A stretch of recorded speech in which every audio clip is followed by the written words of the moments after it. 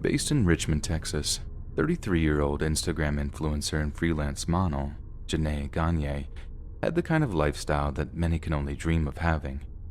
Having amassed over 2 million followers on her various social media profiles, Gagne reportedly netted a six-figure income as a result of her many sponsorship and endorsement deals. Using the pseudonym Mercedes Moore, Gagne's social media followers included the likes of Cardi B, Megan Thee Stallion, Snoop Dogg, and Meek Mill, meaning that by August of 2020, she was arguably one of the most famous social media influencers on the planet. Like many of her peers, being introduced to the website OnlyFans presented Gagne with a lucrative opportunity. Interact even more intimately with her gargantuan online following, whilst also opening up a potentially massive new revenue stream. But according to Janae's father, Mark, the titanic amount of attention she received brought just as many problems as it did benefits. We kept her real private. Not even some of her friends knew her real name. They just called her Mercedes. I moved my daughter into new apartments 3 times because of my insecurities, he said late last year. The sheer number of people following her online had scared me, he continued. Some of them followed her because they admired her, loved her even, but some were crazy and obsessed. It was just obviously unhealthy. So at around 4 p.m. on Sunday, August 29th of 2020, when Mark Gagne hadn't heard from his daughter for almost 48 hours, he decided to stop by her home in Cortland Apartments to check on her. He pulled up, knocked on the door, but no one answered. Mark Gagne then pulled out his cell phone and gave his daughter a call, swearing he could almost hear it vibrating from somewhere inside. That's when he heard movement coming from inside the house. He hadn't heard from his daughter in days, and no one was answering the door to her apartment. So who was moving around inside? Mark Gagne said that he began to suspect something was horribly, horribly wrong. So in the next instant, he reeled back and sent his foot flying into the lock, kicking it open in one furious attempt. The sight that greeted him inside instantly broke his heart. There was his beloved daughter, lying lifeless at the bottom of the stairs. Her apartment had been completely trashed, and there appeared to be lipstick graffiti all over the walls of the apartment. Yet before he had a chance to read any of it, Mark Gagne heard a noise coming from upstairs. Mark says that in the heat of the moment, he thought his daughter might have fallen down the stairs and broken her neck. But hearing something coming from upstairs had him bolting up to that floor as fast as his legs could carry him. Only then did he see a man lying in a pool of his own blood, gurgling and choking with a knife stuck in his throat as the life slipped away from him. Mark demanded answers from the dying man, but it was too late. He passed away just moments after Janae's father had broken into her home. Yet in a disturbing twist of fate, Mark Gagne wouldn't be plagued by questions for very long, because after he called 911, he began to read some of the lipstick graffiti that had been scrawled on the walls. "I was used for money," read one piece. "I should have stayed in Florida," read another. The final piece Mark read was, "I wish I never loved her. Sorry to the landlord and the family." He couldn't bring himself to read any more. Although it appeared that his daughter's murderer had been scrawling over the walls for days, he'd summed up his feeling and motive in just a few short sentences, and to Mark, it only confirmed that his worst nightmares had come to life. Janae's killer turned out to be a 34-year-old Florida man by the name of Kevin Ocortho, a man with such unhealthy obsession with Janae that he somehow managed to track her down and kill her, all before taking his own life.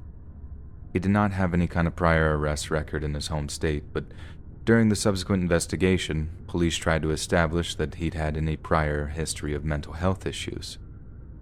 "I don't even know how he found her," Mark Gagne later said. "I guarded my daughter. I wouldn't even let her friends know where she lived. Police still don't know how or when he got to Texas. There's so much that's still a mystery." The news of her death was broke by a Canadian rapper, Tory Lanez, who paid tribute to her with a post that read, "Rest in peace, Queen." But few of the tributes seemed to address the causes of her death. "She was very cautious about her surroundings," Janae's mother, Janetta Grover, said. "But unfortunately, someone basically was stalking and killed my baby." It's irrefutably horrific and abhorrent that Kevin Ocorto was able to track down and kill such an innocent young woman. But it's clear that Mark Gagne's fears were justified. No matter how much he tried to keep his daughter safe, the determination her stalkers showed in locating her significantly outweighed their efforts, and somehow, a man who wasn't exceptionally computer literate was about to somehow track down her home address. Some have speculated that Ocorto somehow got hold of Janae's billing information and discovered her real name and address in that way. In which case, OnlyFans has a long way to go before it can truly secure its content creators' privacy and security. So maybe, until then, the risks of having an alluring online presence will outweigh any potential financial reward. First of all, let me say this is not an indictment of OnlyFans. If someone wants to profit from sharing pictures of themselves or their body, that's totally their right, and I respect that. I'm not casting judgments on anyone who chooses to do so. But let me be clear. OnlyFans just about ruined my life, and I've never even set up a profile. It all kicked off not long after I broke up with a guy I'd been dating for about 3 to 4 months. As a single mom, it's way harder to get dates than I'd like it to be, but at the same time, I totally understand why someone wouldn't want to raise a child that isn't theirs. I mean, I wish more guys would be open to it. It's not like I'd never have a kid with them too, but it's just a sad fact that it puts guys off when you've got a child from a prior relationship. So you can imagine how excited I was when I met Richard. It's not his real name, but I'd rather not attract his attention, thank you very much. Having a 6-year-old son didn't seem to bother him in the least bit, and he even asked a lot of questions about him. I found the whole thing so refreshing and mature that by the time Richard asked me out, I just about bit his arm off accepting the invite. But then the first red flag appeared when he started making comments about my son, calling him Daddy. That wasn't the red flag in and of itself, it was more his reactions when I told him, no, my son has a dad and I don't want him confused as he grows up.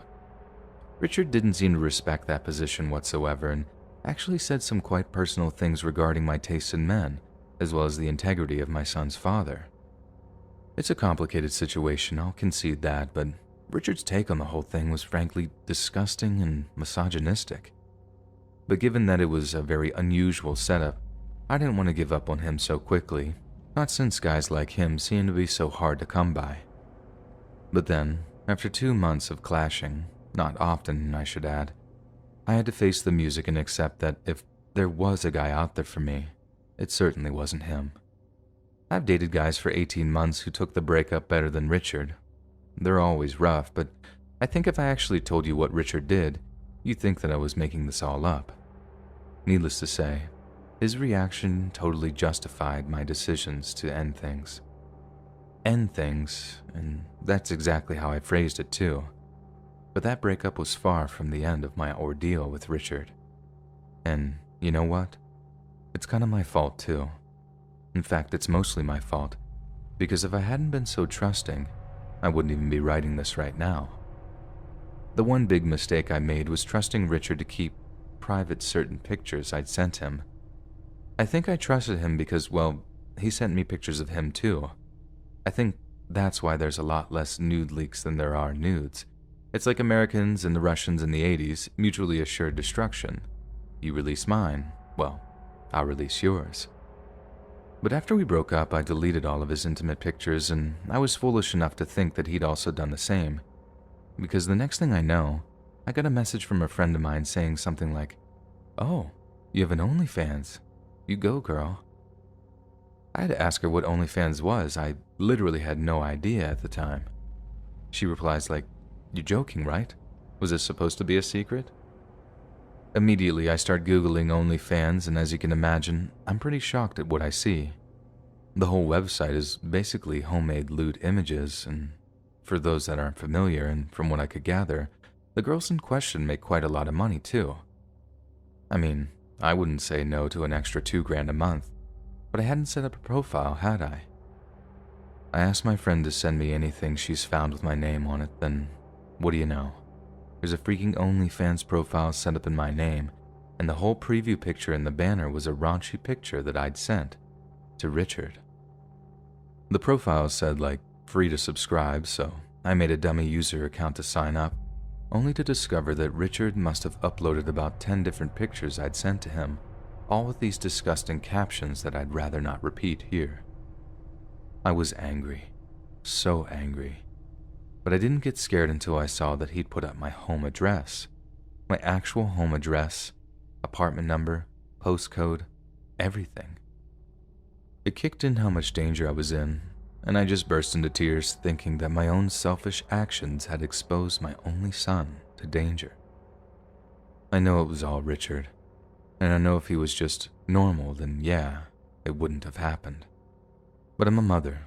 I should know better. I'm not some attention-seeking teenager anymore. I just wanted to feel wanted, though. Surely people can understand that. In the end, I managed to get the profile taken down, and I think OnlyFans and other sites like that now make you verify your identity so stuff like that can't happen again. But what if you manage to get a hold of a girl's ID or something? The system they have doesn't completely eliminate the chance of fake profiles being set up. Like I said at the start, I don't mean to judge anyone who wants to do that kind of thing. I just hope they have their safety and security in mind because, as I think we all know, there are some serious psychos out there.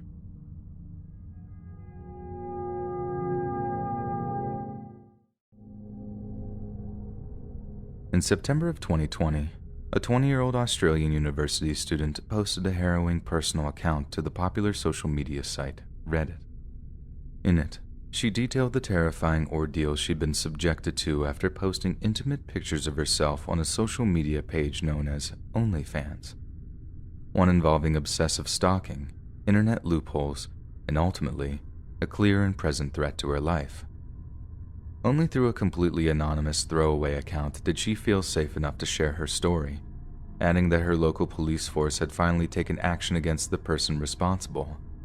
But even then, the girl made it clear that her complaints should have been taken seriously long before she was in any imminent danger. According to the girl, the incidents all started after she moved back with her parents during the summer break. The girl was particularly excited to be home as the family had just bought a new puppy. By all accounts, the girl was having a ball getting to know her new furry friend. But as anyone who's ever had a puppy will tell you, to say they can be erratic would be the understatement of the century. One night, the girl awoke to hear her puppy yelping at the back door. They were in the middle of potty training, but the pup didn't quite have the hang of it yet. So she climbed out of bed, put on her slippers, and went downstairs to let the dog out. She says it was as late as 2 a.m., and there didn't seem to be another soul around as she stepped down into the night. But she soon found that she wasn't entirely alone. I saw this figure in a car, she said. I could tell they were looking at me, but it was pitch black outside, and I couldn't make out their face. I felt a bit uneasy, but I didn't really think anything of it. Only when I go back inside, the car started up and followed me up my driveway.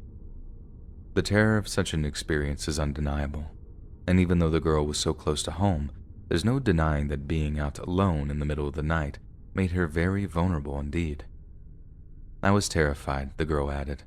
I sprinted back inside and locked the door, and kept an eye out for them in case they tried to break in. But as far as I know, they just backed out of our driveway and left. When she woke up the following morning, after a terrible night of restless sleep and deep concern, the girl found an envelope inside her parents' letterbox. The envelope contained not only 20 Australian dollars in cash, but also her OnlyFans username. I thought long and hard about how he could have found my parents' address, the girl said, and I worked out that the problems didn't start until I shared my Amazon wish list. OnlyFans and Amazon were both adamant that their security systems prevent leaks like that from taking place. However, it appeared that wasn't the issue, as third-party sellers are not bound to the same data protection laws as large multinational companies. Although she doesn't know for certain how her stalker got her address, the girl is 90% sure that they got in touch with a third-party seller and obtained her home address in that way. Whether it was money, coercion, or intimidation that caused the seller to give up the info is another question entirely, but the fact remains that it's the most likely of all explanations. After that, when I moved back to the college town where I was studying, I stopped posting content, the girl goes on to explain. But somehow my stalker still managed to track me down. The girl said she basically closed down her OnlyFans account, then started a YouTube account because of how unsafe the former felt. Her first big vlogging project was due to be a shopping trip to a local mall, but when she got to her car to depart for the day, she found it had been ransacked. The vlogging camera was missing too, she said. I know, it's my fault for leaving it in the car, but I was using it the night before, and since I lived in a gated area, I didn't think I would be unsafe. Yet she added that the camera was inside of her glove box and contained an SD card with unreleased photos and videos on it. It was almost like someone knew it was there, but as bad as that was, it only got weirder from there. She eventually contacted her building security personnel, asking if they could review security camera footage from the previous few nights. And it was through this that not only did she see a man break into her car and ignore other cars in the parking lot, but she also had proof she was being deliberately singled out for targeted harassment. After they got the camera, they walked around the duplex until stopping near my window, the girl wrote. My bedroom faces an outside street and the blinds are broken, so it's very easy to see in. I have a curtain, but it doesn't cover my window all the way. Look, what I'm trying to say is, this person watched me sleep for an hour or so. I have no idea why they didn't try to break in, but thank God they didn't. The woman explained her camera was later recovered at a nearby secondhand store, suggesting whoever is stalking her has a prior history of criminality. However, she added that the camera's memory card was missing. I know he kept it as some kind of trophy. I just know it, she added, and has since moved and hopes her stalker hasn't followed. I believe the police are still trying to track them down, but I have broken my lease and moved to a new place, so hopefully this will keep me safe. But what's so scary about the girl's story is that it seems like only a matter of time before the stalker decides to take things further. Unless they're caught, stalkers will only ever escalate their activities until their obsession reaches a deadly and permanent end.